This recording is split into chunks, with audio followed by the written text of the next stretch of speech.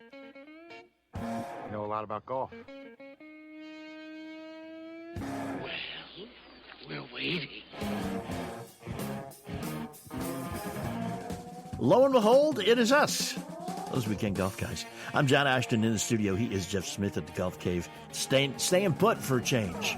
You know, the mobile studio was fun for a little time there. You know, a couple weeks worth of going out to the East Coast and moving Rebecca back home, so that was good. Yeah. But you know, we had some really cool things, cool guests, two great guests, Kelly Stenzel and Tony Ruggiero. Yeah. And great golf pros, great teachers.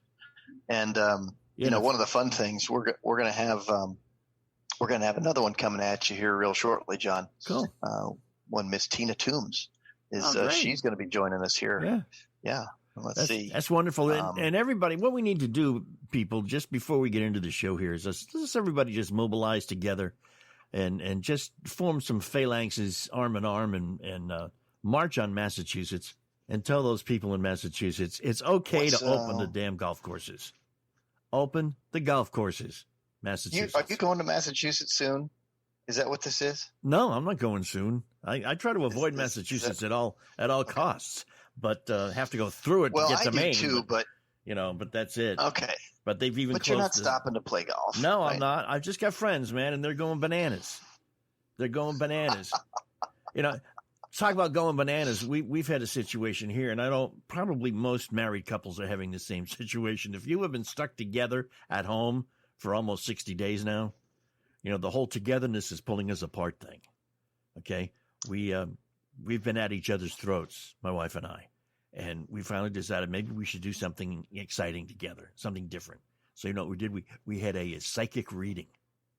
You ever had one of those? Really? Oh, yeah. No, I've never had a psychic reading. This thing went south very quickly. Very quickly.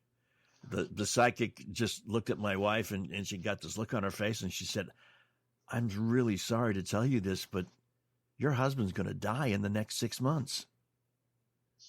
And my wife got all flabbergasted and lost all the color in her face, went white as a ghost. She started shaking.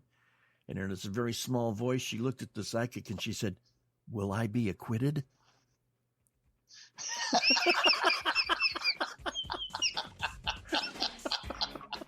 Oh, I like it. So let's talk about golf. I like it. And let's talk to some great golf teachers. Oh. We will do it when we come right back. Here on That's- this Weekend Golf Guys. Hang with us here. There is nothing worse than living with chronic pain. It's more than a feeling of discomfort. It can affect your entire life. If you have some kind of pain, it can prevent you from falling to sleep, from being able to relax, keeps you from exercising, which creates a vicious cycle of everything in the body getting worse. Maybe it's been going for a few weeks. Maybe it hasn't improved with any treatments you've tried. Does this sound familiar to you? Like my knees, every time I get done playing golf, my knees kill me for about a week. That's what happens when you get old, man. Enter Omax Health. Now, if you're looking to get rid of some nagging muscle and joint pain immediately while providing long-lasting recovery, then you need to try the natural breakthrough pain relief solution called CryoFreeze CBD Roll-On. That was developed by Omax Health. It's non-prescription, triple-action pain relief roll-on, specially formulated to block the pain receptors, to reduce the inflammation, and to improve muscle and joint flexibility. The best part is it's 100% natural. CBD-powered remedy. It works its magic within 10 minutes of application, and relief can last up to 8 hours. That's it. Both my wife and I have bad knees. She's working on her feet 12 hours a night at the hospital. I play golf a lot. Yeah, rub it on. The pain is gone. You need to try this stuff. And Omax Health is offering our listeners 20% off a full bottle CryoFreeze CBD pain relief roll-on. Plus, you'll get free shipping. Now, the discount also applies toward any product on their site. Just go to omaxhealth.com today. Enter the code WEEKEND.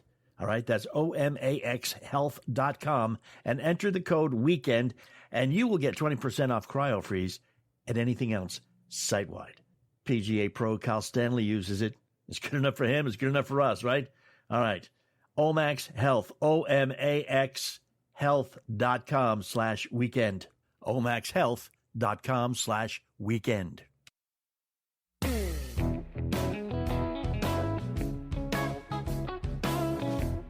Hey, thanks for hanging and coming back. We are those Weekend Golf Guys. I'm John Ashton. He is Jeff Smith. I'm in the studio. He is in the Golf Cave in Edinburgh, Indiana.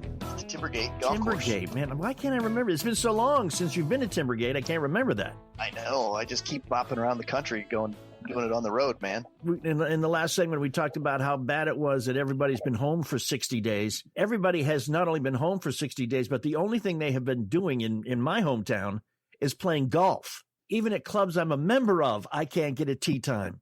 These people need to get back to work, man, so I can play golf. Freeze up the tee times. Is that what you're complaining about now, John? Yes, indeed. Jeez. We have to open up some tee times, man, so I can get out there and play golf without having to wait. They obviously just don't know who I am, or they obviously don't care. One of the two. I'm not sure which. Or they do know who you are, and they know, John, we don't have any tee times today. Not for you. One of the two. Tina Toombs. Exactly. Good morning, lady. Thank you for joining us live from Phoenix, Arizona. How are you today, ma'am? Well, I am doing wonderful, John and Jeff. Thank you so much for having me on.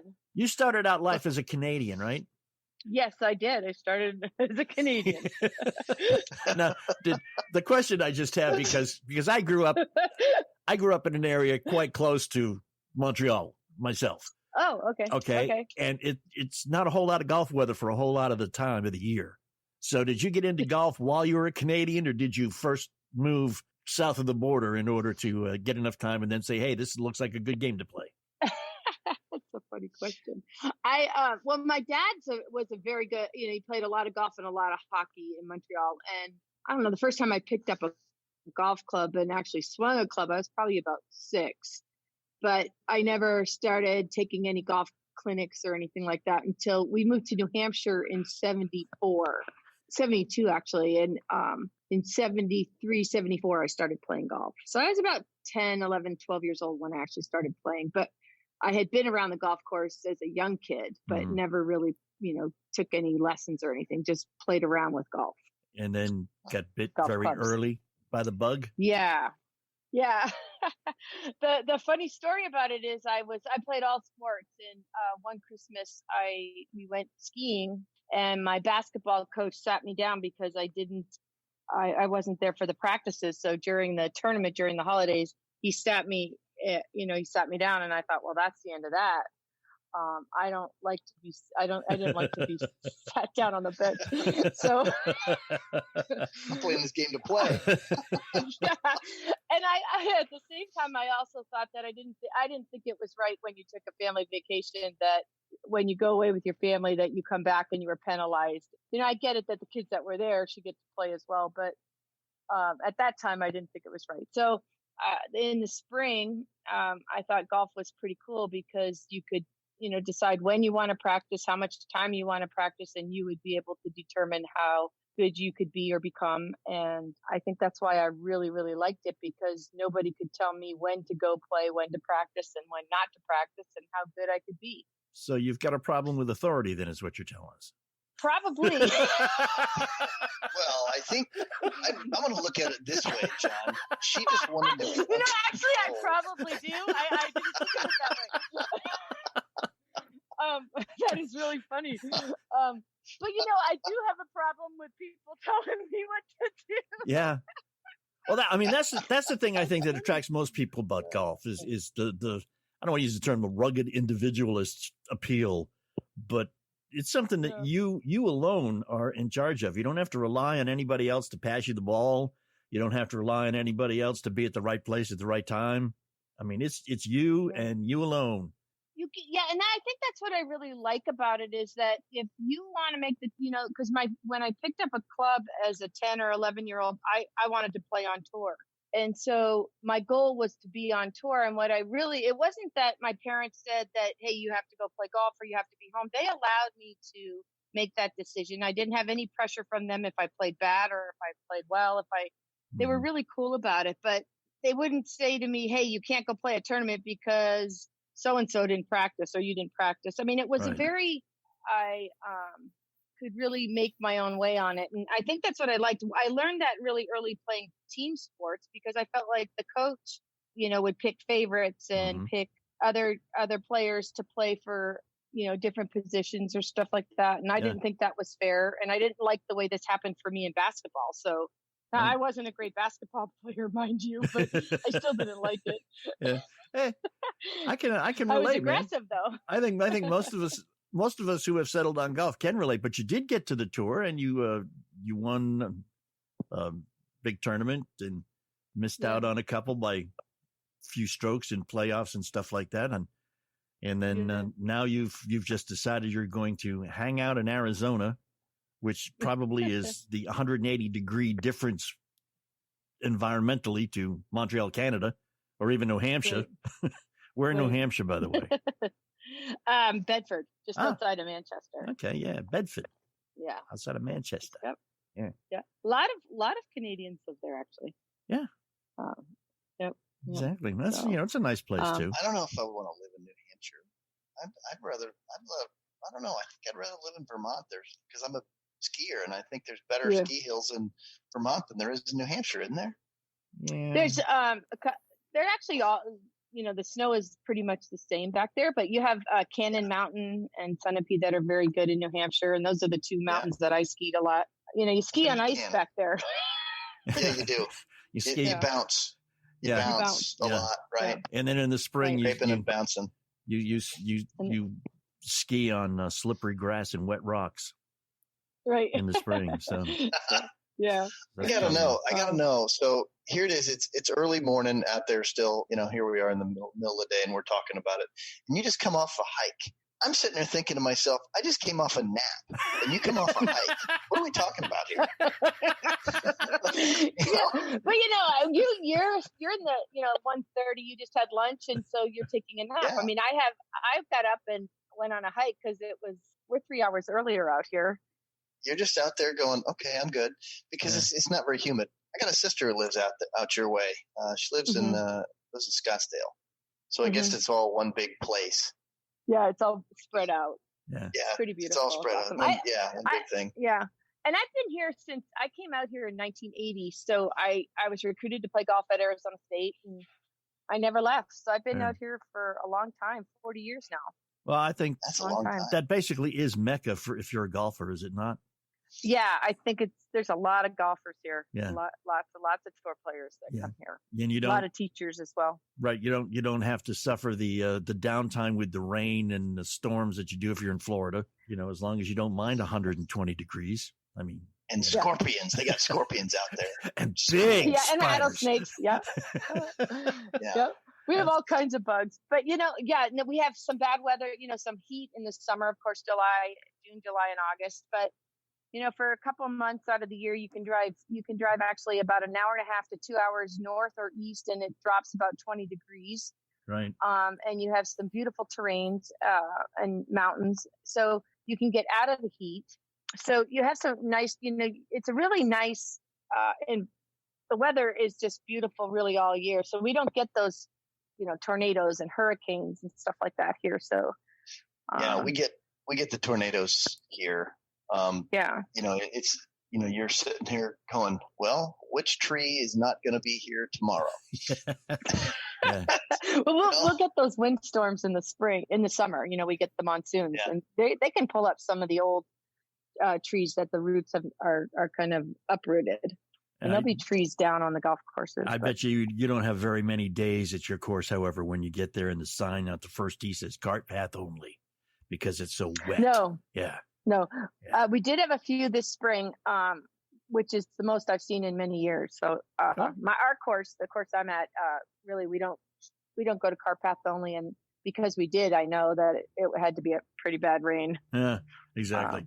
All right, hey, listen, guys, we got a message from a listener, and asked a very pertinent question that I think is apropos to a lot of people who are listening. So, since you two are both two of the greatest golf instructors in the world, I'm going to ask you the question when we come right back. So hang out with us here. It's a question, I guarantee if you're listening, it's a question that will probably help you too. So stick with us. We are those Weekend Golf Guys. Be right back. Of course, we have a Facebook page, facebook.com/golf guys. We would love it if you were to go there and like us. Facebook.com/golf guys. I have just finished my second 18 wearing Tommy John underwear. I normally don't talk about my underwear, but I need to talk to you about Tommy John underwear because it's totally different. They obsess over every little detail and stitch. They use proprietary fabrics that feel like nothing you've worn before. Because of the way that they build it and what they use, there's a no wedgie guarantee. No wedgie guarantee. Comfortable, stay-put waistbands. Luxurious, soft, feather-light. It's moisture-wicking, breathable, and designed to move with you, not against you. That means there's no bunching and there's no riding up and there's no funky dance on the tee because you just can't get comfortable. Golf Digest said Tommy John is, quote, the best underwear in golf. And I, for one, have to agree with them. TommyJohn.com/weekend. You will get 20% off your first order and order a bunch, because it's the only underwear you're going to wear once you put it on. TommyJohn.com/weekend for 20% off. TommyJohn.com/weekend. It seems to be happening so much more often now when I play golf, but I'll get done with 18 holes and I'll come home and, sit down, relax a little bit, and suddenly I get up and the knees hurt, and it lasts for a couple of days now. So Omax Health, one of our sponsors, has been telling me to use this CryoFreeze CBD roll-on that they've developed for pain. So I said, well, I've got some. I might as well. What the heck, huh? It's triple-action pain relief roll-on, specifically formulated to block pain receptors to reduce inflammation and improve muscle and joint flexibility, which is exactly what I needed. It's 100% natural, CBD-powered remedy. It works its magic within 10 minutes of application. That's what it said on the label, and that's actually what happened. And it lasts for about 8 hours at a time. It's called CryoFreeze. Go to omaxhealth.com and enter the code WEEKEND. That is omaxhealth.com. Enter the code WEEKEND, and you will get 20% off CryoFreeze and anything else site-wide.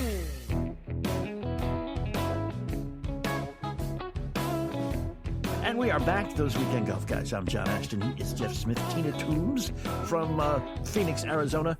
Where in Phoenix are you teaching, Tina? I teach at the Arizona Biltmore Golf Club. Ooh. Right in the center of town. Yeah. It's funny. I've been to Phoenix once, and it was really strange. First off, everything there looks like a Taco Bell, I thought, when I went there. It's kind of weird.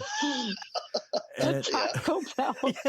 That's funny. Everything made out of stucco with the same, tile roofs and stuff like that. But the other thing is people have like rocks in their front yard they paint green. But suddenly you turn a corner and you see this verdant, lush grass with water and trees, and you go, oh, it's a golf course.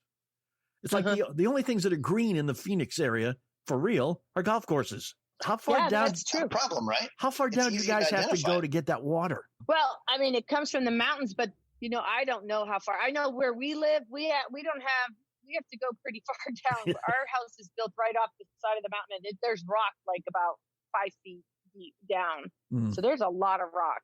Where the Biltmore is, there's a lot of water. We have we can use as much water as we want for the Adobe golf course. We have 36 holes. And the Adobe golf course, they could never, ever tell us that it's been written in the bylaws of the property that we have as much water as we, what do you call it?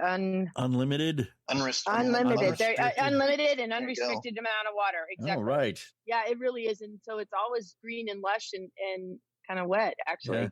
But the links golf course that surrounds the property is a little bit firmer and drier because that doesn't have as much water. But the contrast to the desert area and the green of the golf course was just like very stark. Yeah. Listen, we got a message from a listener, guy who has found the show and has been listening to Jeff. And what he says here is, guys, I've been out of golf for about 10 years. Even when I did play, I really wasn't much better than double bogey, if I counted them all. Yeah. But he wants to get back into it, and he wants to do it right this time. I get the impression, he doesn't say this in the message, I get the impression he never took lessons before. So he wants to do it right. He wants to start with the right equipment, he wants to start with the right attitude, and he wants to start with the right lessons. Okay. So other than sending him your availability, guys. Yeah, right. I was going to say, that's a good place to start right there. How about this? What kind of advice can you give this dude, man? If we're going to start again, right, let's go with the notion of, hey, find your clubs, dust them off, throw them in the car. Exactly. Right? Throw them in the car. Hit to the golf course, right? A good start would be get to the putting green, chip a little bit, hit some putts. Remember what it feels like to move a club in the air. How much weight is it? What does it feel like? Get it to the bottom of the golf ball. And then start investigating golf instructors in your area. Go to somebody who's having good results and then pay them. And listen and understand and ask questions and find out what you need to do to get better.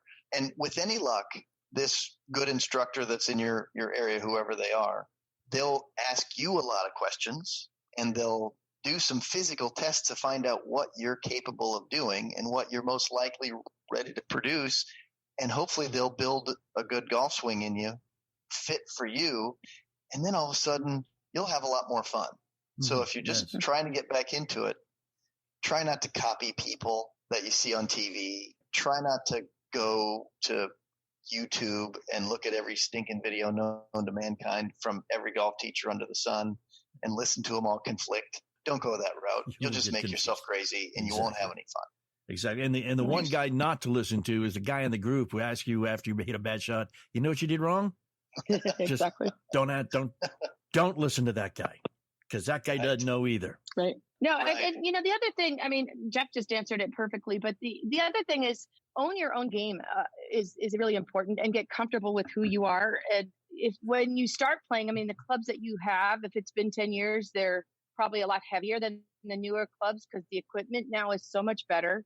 So when you research your instructor, there's a lot of, ways to find a really, really good instructor in your area. You want to find one that you can communicate with, feel comfortable with, so that you can ask questions and he can ask questions or she can ask questions to you. You want it to develop. You want it to be somebody that you can maybe go to at the start, every couple of weeks or something to develop a program, whether it's a fitness program as well, get you on the golf course so that you can start playing right away. I think it's important to get back on that golf course as you're learning, so that you can get comfortable playing the game, because it's not just about getting on the range and just trying to define what a perfect golf swing is, because there isn't a perfect golf swing. We all have different ways to swing the club, hold the club. We have different shafts, different clubs, different lengths of clubs, different, weights, everything. So all that is going to help you. And there's so much more information now than there was 10 years ago. And if you find that instructor, there's lots of lists, lots of ways to find a great instructor out there in your area. And, that person will help you get fitted for some good clubs that fit you properly, that are going to also help, with your posture, with your grip, with your putting. Don't forget to get a good putter fitting. And then make sure your instructor is screening you for what you can physically do. And if you have any injuries or anything like that you can't physically move properly, make sure that you communicate that as well, because it's been 10 years. So you may have some limitations that way. I think that's, but just keep it fun. Yeah. That's one of the really mistakes fun. I think that most of us recreational golfers make when we decide I'm going to get into this. I really like this game. I'm going to get into it. We do it backwards. We go out and buy the equipment and then try to figure out how to use it, rather than developing a semblance of a game and taking lessons on what we need to do. So then we know what we need equipment wise. I agree with that. Exactly. So this is a double-edged sword for a lot of people. First, they come to us. Tina's experienced this just as many times as I have. They went out and bought their equipment. They spent the money that they can afford to spend, and probably a little more, on that, thinking that equipment will help them for sure, because somebody said on TV, this is a great driver and this is a fantastic set of irons and these are the best wedges they've ever seen, and this putter you can't miss with. And so they the marketing bug got them, and then they spent their money and their physical skills didn't get any better, and then they show up to the teacher, and then what we see is that they spent money on something that they are now going to spend money on us, and we're going to tell them, hey John, you know why that driver, you're still not hitting it so well? I got a little different version of a driver that you would hit better based on who you are and how you're swinging and what we can do. And then you're going to look at me like, wait a minute, you're telling me to spend more money. I spent money on you to help me how to hit the one I already spent. I spent $500 on this driver, man. Teach me how to hit it.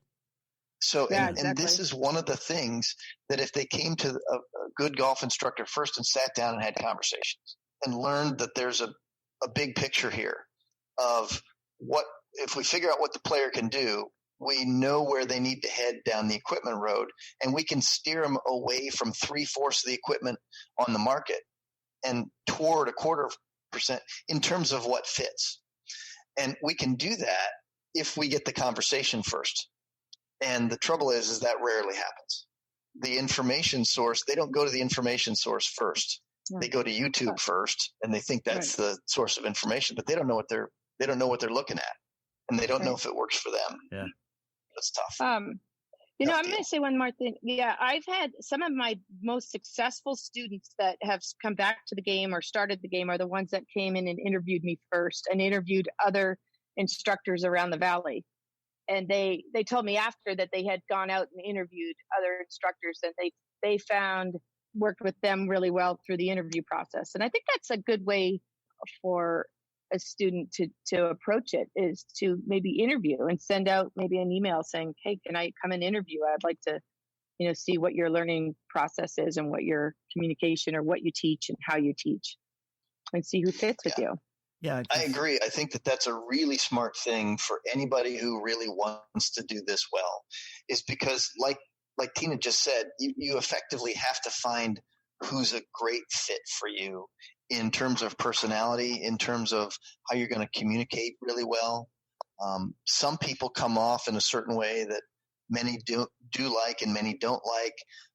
Some people come at it in an overbearing kind of manner, like I know everything and I'm just going to drizzle this down to you, or I'm going to tell you stuff, and they don't communicate very well and they don't interact very well. But yet some people like that. Some people come to be told what to do, and some people come to learn and in a different kind of an environment and have a trusted friend in their golf instructor. Yeah. So I think that an interview helps you find your fit. I think that's a great point that you make, team. Yeah, and and all you guys, instructor wise, you've got golf clubs up the yin yang in your studios or at your disposal. So I don't have to show up with equipment in order to have equipment available to me to learn how to use when I come to you guys. And it's much, much better to learn the basics with somebody else's stuff and then find out what you need as instructed by guys like you who know what I need. Exactly. I don't know, Jeff, if you do this, but I have like a whole Ping fitting cart and Callaway fitting cart in my teaching facility. So I have a bunch of different shafts and heads and clubs that I use. And then I also have, the Ping, we use Ping rental sets at our club. So I use those as well. So if I find that a student who the first time I see him, might have bought a set of club or has a set of clubs that doesn't fit them, I'm always pulling a club out that will fit them, and just say, hey, just keep your clubs here or bring them with you if you want, but we'll use this. And I've got them in different, 7-iron, pitching wedge, driver, fairway woods, or whatever we're going to work on, putters. And I bring a ton of my old clubs in there, especially putters and wedges. And I use those. But anything I can find to fit the student so that they can get into better posture and deliver the club to the ball better, I think that's really important. And especially with the weight of the clubs too. This, Tina. You work with lots of people, and sometimes they're just swinging stuff that's just too heavy, and you might have something that's significantly lighter, and all of a sudden the game just got easier. Yeah, and they looked at it and went, oh my gosh. And that's kind of an aha moment for all of us. We're going to talk about more ways to learn the right way to play golf when we come right back. Hang with us. We are those Weekend Golf Guys. Of course, we have a Facebook page, facebook.com/Golf Guys. We would love it if you were to go there and like us. I want to talk to you about my wife. She is a critical care nurse, works 4 12-hour shifts a week at the hospital. Her knee's hurt, and she's tried the Icy Hots and the Bengays of the world only to say, yeah, I get 20 minutes of relief. The pain is right back again. So I got this bottle of stuff in the mail. It's Omax Health. It's called CryoFreeze CBD. They developed it at Omax Health. It's a non-prescription triple-action pain relief roll-on, specially formulated to block pain receptors, reduce inflammation, and improve muscle and joint flexibility. All right, so she rolled it on and went to work. Came back in the morning, and you know what she said to me? It works! Omax Health is offering our listeners 20% off a full bottle of CryptoFreeze Pain Relief Roll-On, plus free shipping. Now, the discount also applies to anything, any product, site-wide on their website. Just go to omaxhealth.com today. Enter the code WEEKEND and take advantage of this incredible savings. That is omaxhealth.com, and enter the code WEEKEND. You'll get 20% off cryo-freeze, and anything else site-wide. omaxhealth.com.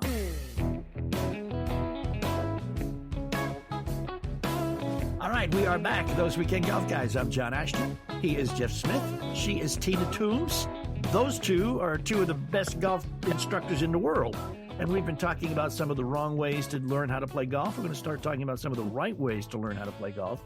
But, Tina, you were mentioning, first off, that old clubs are probably too heavy. And you're also, you've got a lot of the ping fitting accoutrement in your studio there. I have been playing with a set of ping irons. The, what are they called, Jeff? I keep forgetting this. John, they're as old as you are. They're called Methuselah. They were made in 2008. They're the Rapture clubs. The Raptures, yeah, that's it. And it's like you play with them every day. You didn't even know what they're called. I can never remember. I can never remember. I knew it was one of those religious terms. I just got confused. Okay. Wow. I like that. Anyhow, they're 12 years old, but the Raptures are one of the best heads that they've ever made. I know. That's why I can't bring myself to get rid of them. They're long. They're stupid long. They are. Yeah, well, they were one of the best heads that they ever made at Ping, and they stopped making them because, well, this is what I heard, but I think it's just that they couldn't get all of the manufacturing parts to make them. Oh, really? Okay. Yeah. No, they're really it was really a good golf club. And I have graphite shafts on them, so they're not as heavy as they might have been. But I could always get them reshafted if I needed to with some lighter weight, more up to date, more scientific shaft stuff. Yeah. Okay. Yeah, probably. I mean, because now the shafts are so nice too. And I also just went to. Go on. I'm sorry. I was just gonna say the new G410s are really good too. Yeah, I know. I just got fitted officially from the first time ever. I went to Club Champion, and they decided that the Maverick driver is the one I needed. But I went through the whole 9 yards, man. It was great. Oh, well, I'm on the PXG staff now. I don't know. Have you ever hit those? I try not to because I know for a fact I couldn't afford them. Right. I couldn't afford them. It's like buying a car. Yeah. I know. It's like buying a car when you buy a set of those things. But, the truth is they're amazing. Oh, yeah, they are. I've been on staff with Titleist forever, since 1992. And just have been in love with the clubs they put out. And, the truth of it is that I've hit the Generation 2 XGs and went, wow, that's something new. Yeah. I hit the Gen 3s just this winter, right before everything shut down here in March, and they were awesome. I can't wait to put them in my bag, but they're great. The Gen 3s. My biggest fear is if anything ever happens to me, my wife is going to sell my golf clubs for what I told her I paid for them.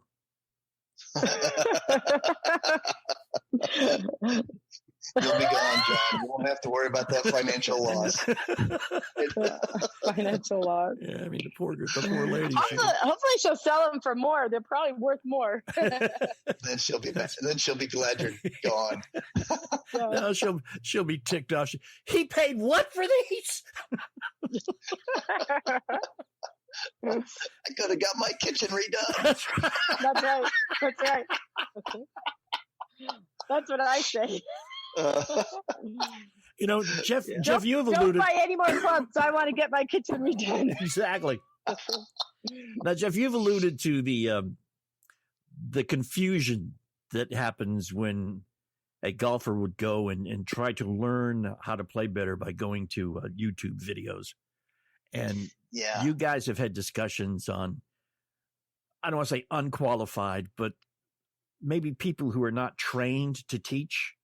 They know their stuff vis-a-vis how to play golf, but they really don't know how to teach golf because, I took physics from a math teacher and flunked physics up until the time I actually sat in front of a physicist to explain physics to me in about 3 days.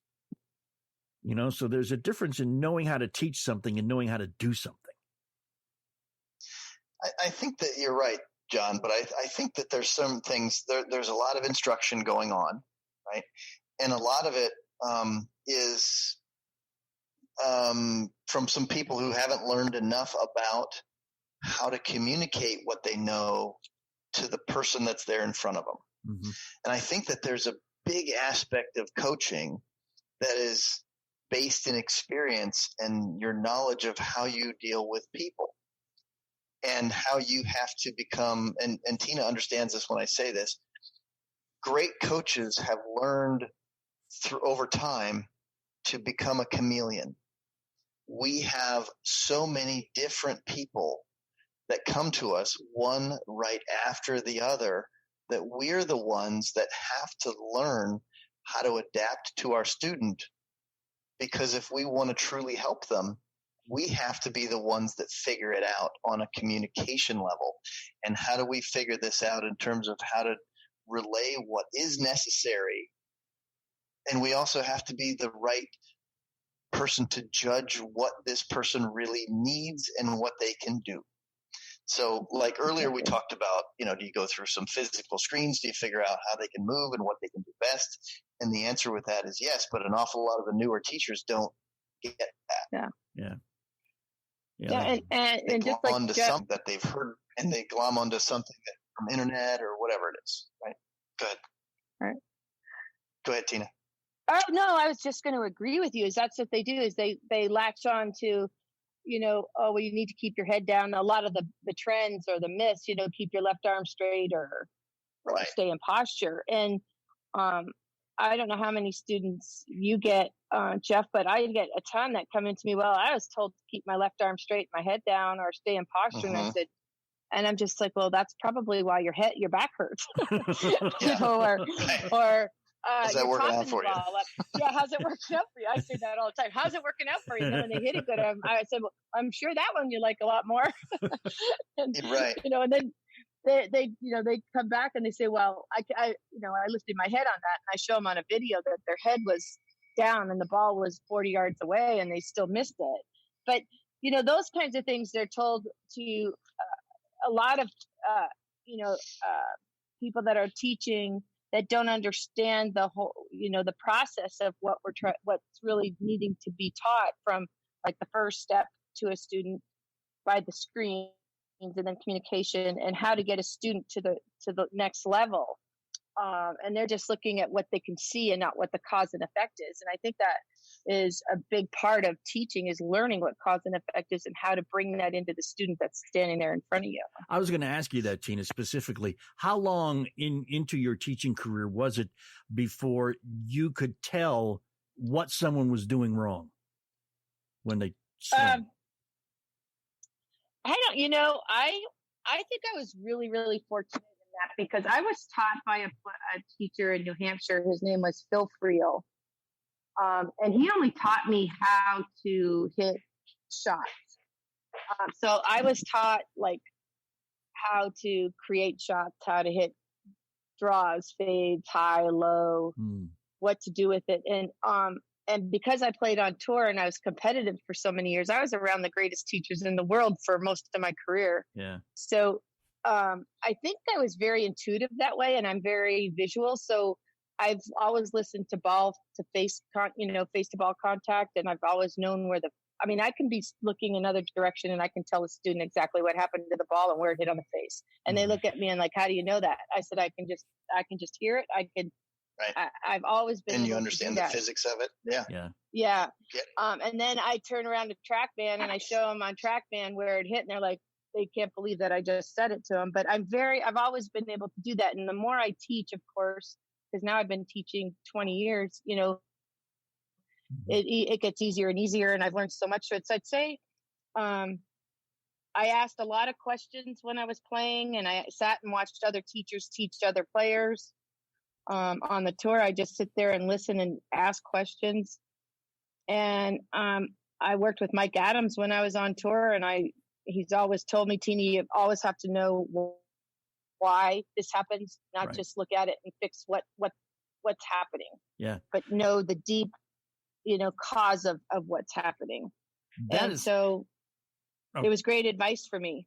that is one of the best things I have found of working with Jeff, is that now even if something goes awry, which it does on still many an occasion. Did you just use the word if, John? I thought I heard you say if something goes awry. But when that happens, that's it. You're listening good, Jeff. Good job with the ears there, buddy. I know why. Yeah. Because I think we all, we need to know the why, right? Yep. Because you can't fix it if you don't know why. Another thing I want to say about Jeff too. This is something else. I have taken a few lessons from a few other people. I have an injury from when I played basketball, and it's a totally dislocated finger that was never put back correctly. It was put back by a... Oh, I thought you were talking about that brain injury thing. No, the brain injury thing. That's basketball related. That's fine. Okay. I have that. The basketball injury. The finger was put back together during halftime by a basketball coach in his office. Okay. Never set correctly. So I cannot either overlap or interlock a grip. Okay. And I have been told by many teachers that I have to. That's the only two ways you can do it, John. You have to interlock in order to get the right grip. And I'm like, I can't, it hurts. And they're like, I don't know what to tell you, And Jeff was like, okay, well, we can do it with 10 fingers, no problem. Yeah. You could probably even do a reverse overlap. I could. Yeah. Tina, interestingly enough, this finger thing that he talks about, he shows it to me on a consistent basis. He likes to show that particular finger to me whenever he's still been out of shape about it. Yeah. Something. Well, it must have been some trauma. It was very traumatic. And whenever the trauma of getting yelled at by Jeff comes back, I go back into like shock. I do. Yeah. Yeah, post-traumatic stress. You know what that's like. Yeah, so, I do. I really do, actually. I've had that. So what have we learned? We have learned that golf teachers are not all the same, and that you really need to talk to a teacher, a prospective teacher, first before you get all dolled up. I mean, you can go buy all the clothes you want, but don't spend a whole lot of money on equipment before you start taking some lessons. That is the bottom line here, because you're going to spend more money than you need to. And you're going to get real upset with the teacher when they say, well, gee, you bought all the wrong stuff. What can I tell you? Although you probably have a much better bedside manner than that, guys, I'm sure. When necessary, yes. Yes, yeah. But sometimes the direct route really works. Yeah. Yeah. It really depends on on who's there in front of you, I think, because sometimes people are pretty casual and can take, hey, guess what? You just made a real big mistake there. Do they have a return policy? Yeah, right. Yeah. Get the plastic on this one. Yeah, we can get the grass stains off there, no problem. Yeah, if you didn't take the plastic off the rest of them, keep it on and return it. I've said that. Yeah, right. Because sometimes we just have to say what's right, and then we got to figure out what's the best way we can say it. Yeah. Yeah. Exactly. My dad's always said to me, Tina, do you ever know when to stop talking? Well, the answer to that would be right now, because we're running out of time. Thank you for setting me up so well, Tina. We've got a few minutes left together, and we're coming right back. We are those weekend golf guys.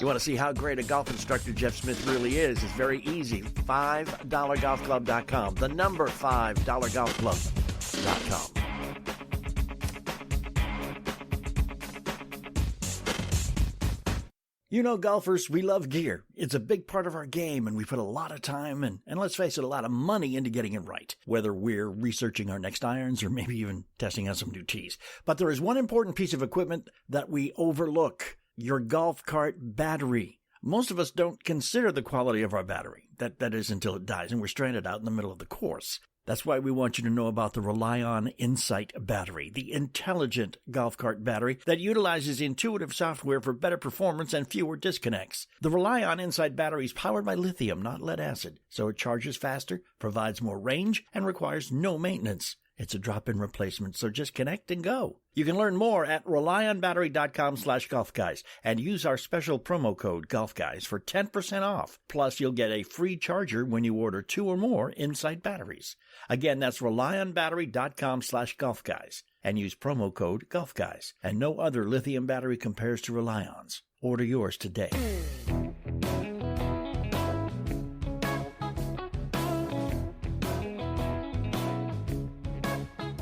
You know, this whole hour has just flown by. We are still those weekend golf guys for a few moments yet. I am John Ashton. He is Jeff Smith. Tina Toombs has been with us for the entire hour. Fantastic golf instructor out at the Biltmore something in Phoenix.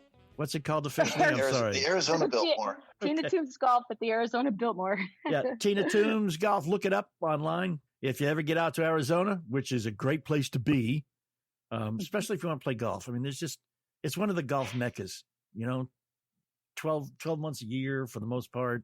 You go out there in the early, if we ever get to play baseball again in the early spring, and you can also not only learn how to play great golf, but see some great baseball spring training out there, which is always nice. Right. And, beautiful. But these people, I hope you have listened, that there are good ways and bad ways to teach people how to play golf. And I also have to tell you that I'm going to come right out and say it. You're not going to get either of these people teaching you golf for $50 an hour. Okay. But do keep in mind, you get what you pay for. And if you want to be as good as you can be, as quickly as you can be, you want to find a Jeff Smith or a Tina Toombs to teach you how to do that. That's it. End of commercial. Come on, you can keep going.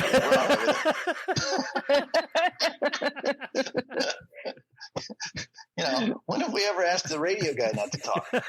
Yeah. I don't know. Actually, Tina, it's kind of most of the time on this show. All right, John, it's your turn to finish now.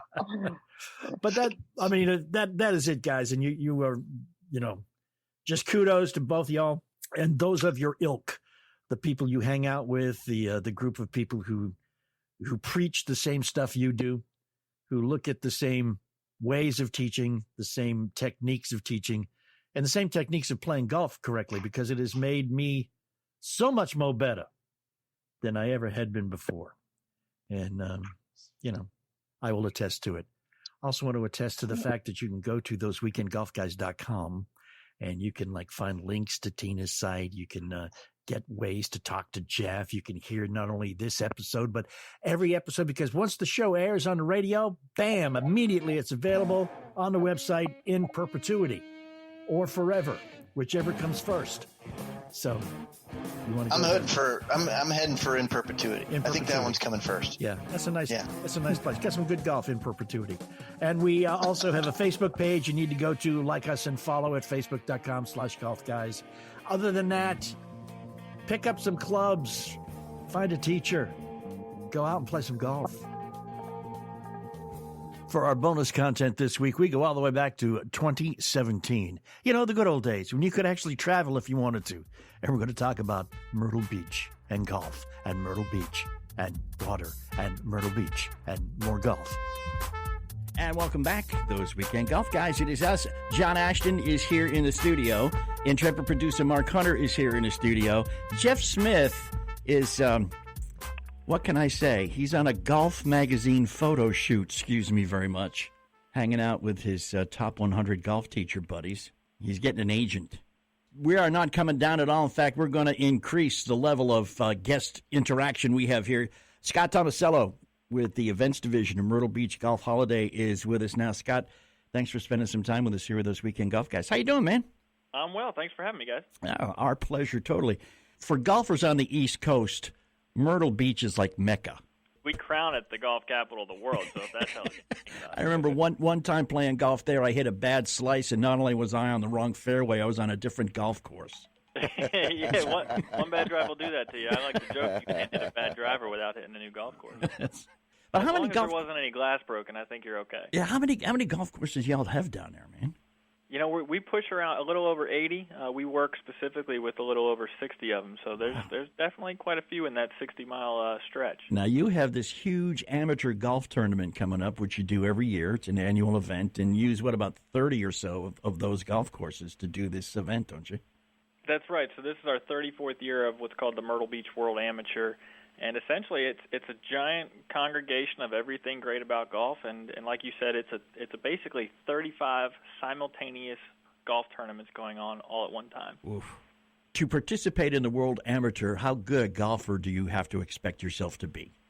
You can be as good or as bad as you want to be. That's the best part about it. We always say anybody can play, anybody can win. And this year we've kind of taken that to a new level. So I've been kind of telling people, we can make this event as much or as little like a PGA Tour event as you want. You can be the best golfer on the planet and play gross. You can be the biggest hack on the planet and play in the net division. It doesn't really matter. So there's really no reason for you not to play if you just like the game of golf. Yeah, definitely. One of the things that happens, I have found that when people start getting serious about the game, maybe start taking some lessons, start breaking 80 or 85 or whatever their number is on a regular basis, they kind of want to start competing with other people who play along the same lines as they do.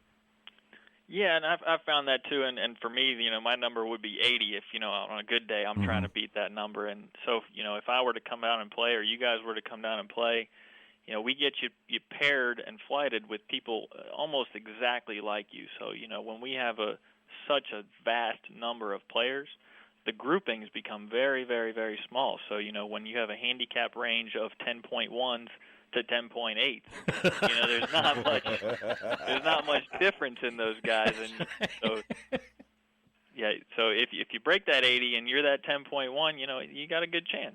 Do you have folks who keep coming back year after year and ask to play with the same people they played with last time?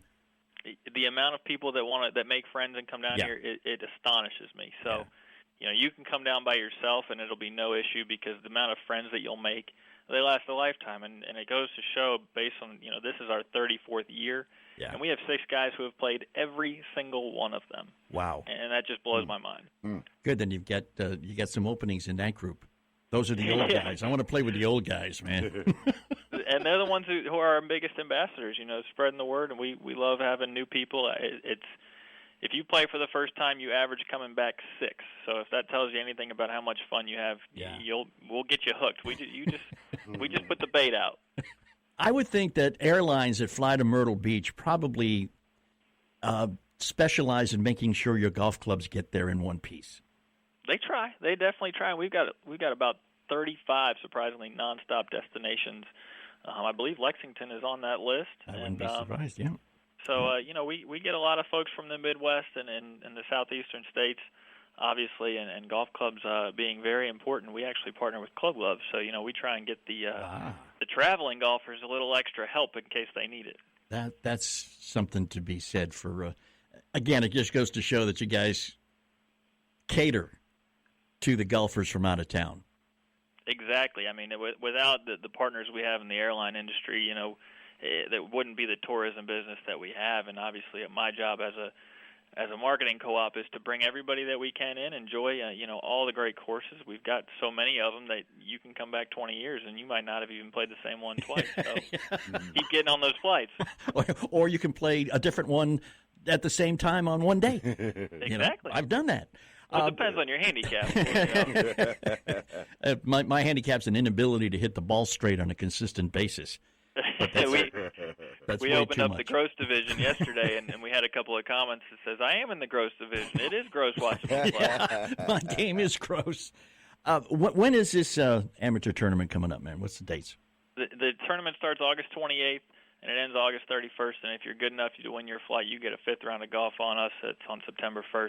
Ooh. And the biggest part about it is one of the best values, I believe, in tournament golf. The entry fee starts at just $525, and that's getting you those 4 rounds of golf, a gift bag that is just spectacular.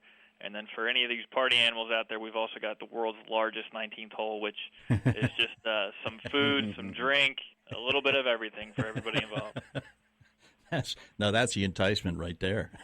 That's worth exactly. the $5.25. So if you had a tough day on the golf course, you can have some fun afterwards and let it all loose.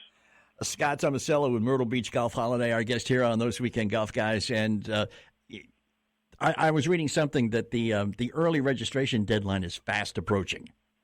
It is. So May 18th is when our price goes up. We want to get everybody in as early as possible. So you got about 10 days left to get that early bird registration fee of just $525. Like I said, it's a deal that you just can't beat in the world of golf. And that's 4 rounds of golf.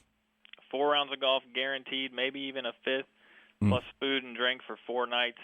And bring your wives with you. They can enjoy themselves too. There's plenty of them, not only just playing, but obviously the beach is around, and they're welcome to attend at the 19th hole as well. And the kids, they can, if they don't play real golf, they can always do the miniature golf, because I think you got almost as many miniature golf courses in Myrtle Beach as you do real golf courses. Exactly.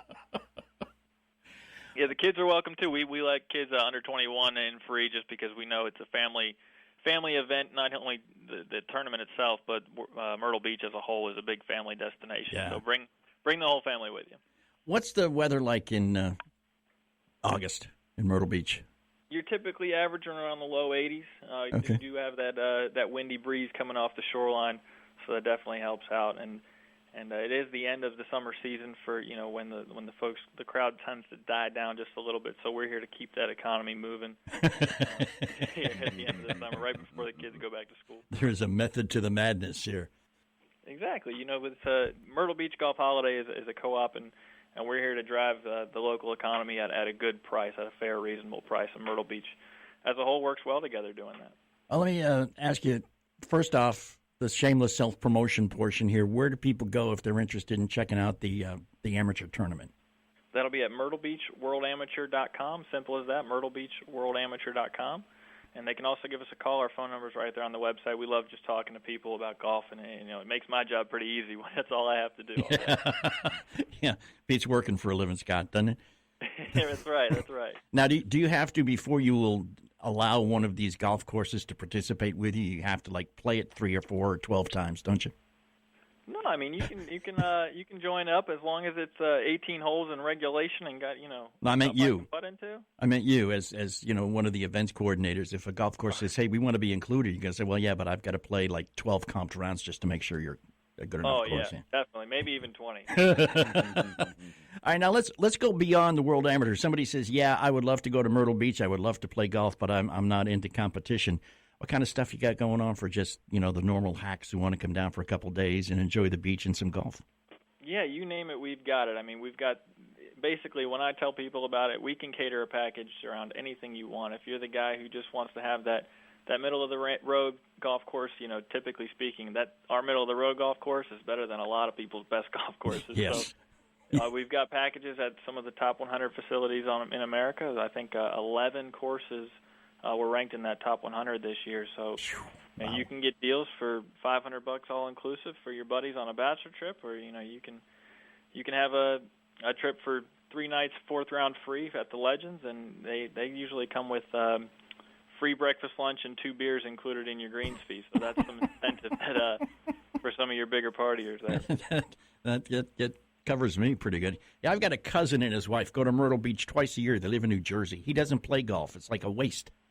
No, because there's still plenty to do. Yeah, I know. It's a great place. I mean, I didn't say that. I'm not leaving the golf course if I have my druthers. Exactly. So again, it's the website for the tournament would be myrtlebeachworldamateur.com, and like I said, the price is $525 through May 18th. So make sure you go ahead and get signed up as soon as possible. Yeah, that's coming up real quick.